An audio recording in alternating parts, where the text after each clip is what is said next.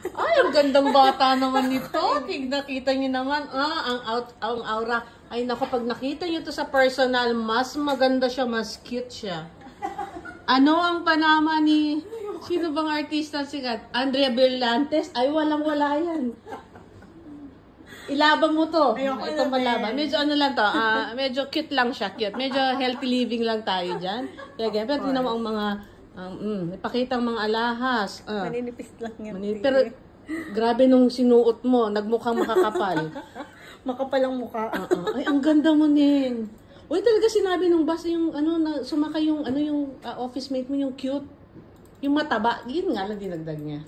Pero sinabi niya cute ka.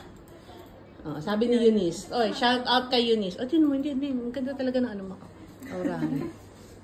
Oo. Uy, totoo to. Hindi, gusto ko yung ano mo. Gusto ko yung ganun mga flex mo.